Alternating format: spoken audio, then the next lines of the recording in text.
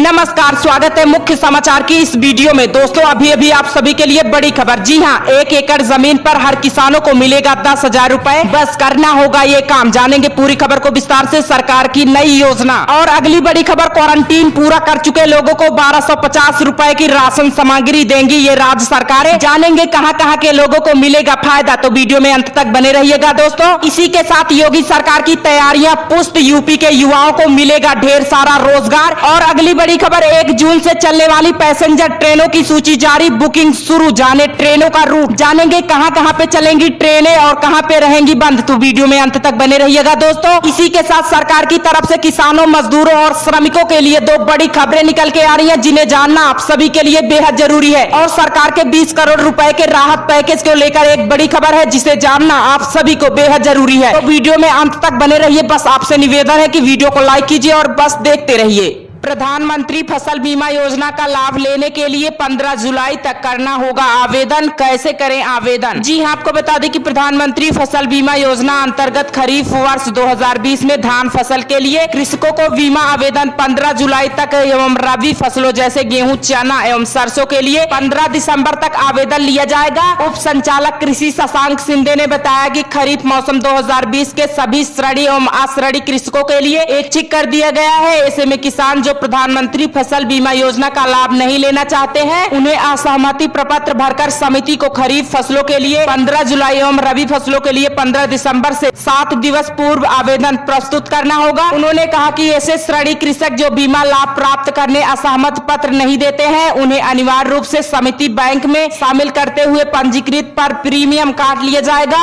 शिंदे ने कहा कि अश्रेणी कृषकों को अपनी इच्छा से बीमा लाभ प्राप्त करने बीमा की अंतिम तिथि से पहले प्रीमियम राशि के साथ घोषणा पत्र भरना होगा। सहकारी समितियों और बैंक बीमा करवाने वाले श्रेणी अश्रेणी कृषकों के लिए सरकारी बैंक में खाता खोलना अनिवार्य होगा। प्रधानमंत्री फसल बीमा योजना में अधिक से अधिक कृषकों को शामिल होने को कहा गया है।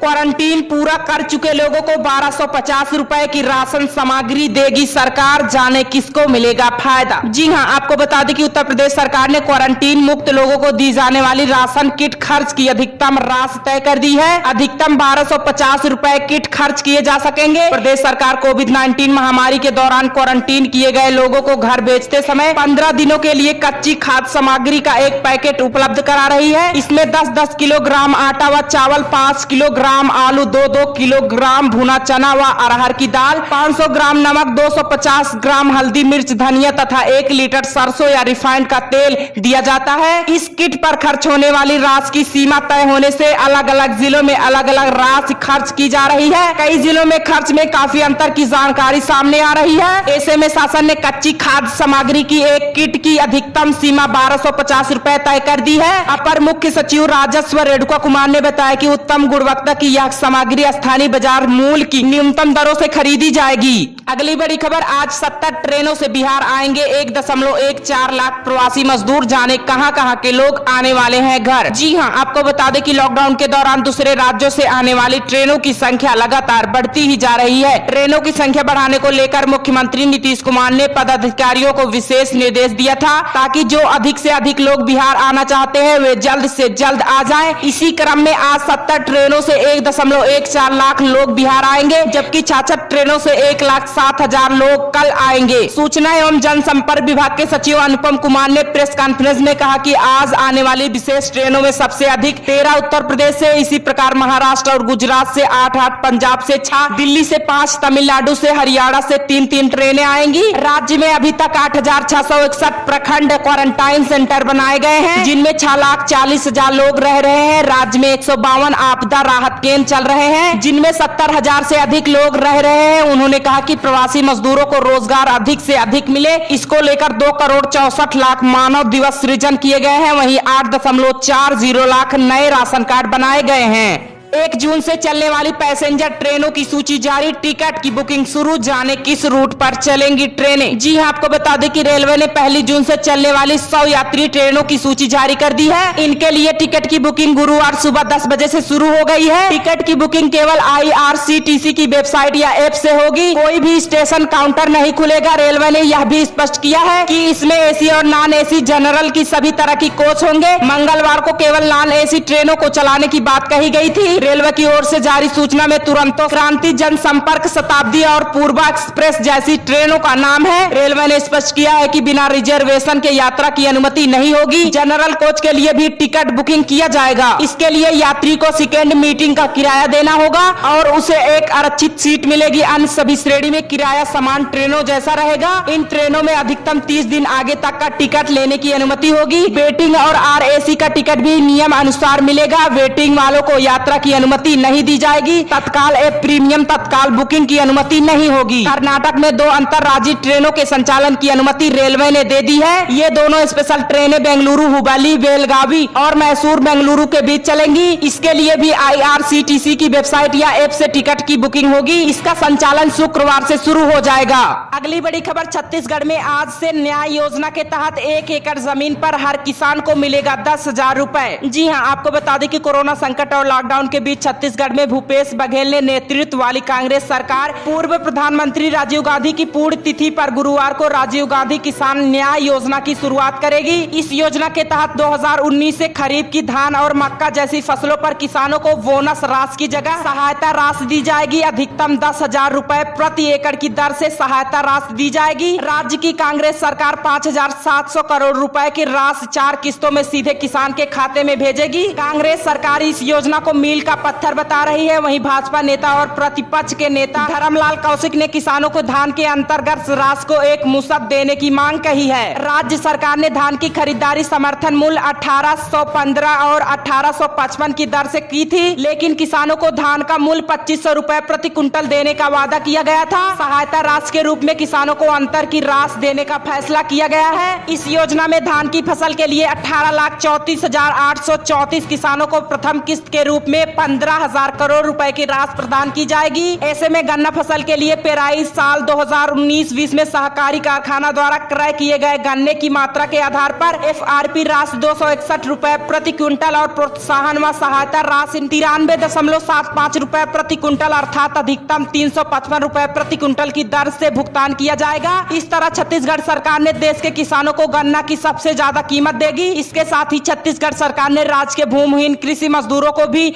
न्याय योजना के द्वितीय चरण में शामिल करने का फैसला किया है। कृषि मंत्री रविंद्र चौबे ने इस योजना को मील का पत्थर बताया है। वहीं अगली बड़ी खबर, 25 मई से घरेलू उड़ान सेवाएं फिर से होंगी शुरू। उड्डयन मंत्री ने ट्वीट कर दी जानकारी। जी हां, आपको बता दें कि कोरोना संकट और लॉकडाउन के बीच सरकार ने फैसला किया है कि 25 मई 2020 से घरेलू उड़ानों को फिर से शुरू किया जाएगा। सरकार ने विमानन कंपनियों को उड़ानों के संचालन के लिए सोशल डिस्टेंसिंग के नियमों के साथ इजाजत दी है। मौजूदा समय में जरूरी सेवाओं से जुड़ी उड़ानों को ही मंजूरी है। नागरिक उड्डयन मंत्री हरदीप पुरी ने ट्वीट कर इसकी जानकारी दी है। नागरिक उड्डयन मंत्री हरदीप सिंह पुरी ने ट्वीट में कहा कि सभी हवाई अड्डों और विमानन कंपनियों को अगले हफ्ते घरेलू उड़ानों के संचालन के लिए तैयार करने को कह दिया गया है। उन्होंने ट्वीट में नियमों को लेकर कहा कि उड़ानों को क्या नियम होंगे इस बात की जानकारी अभी नहीं दी जा सकती, लेकिन इससे जुड़ी जानकारी जल्द ही आगे दी जाएगी।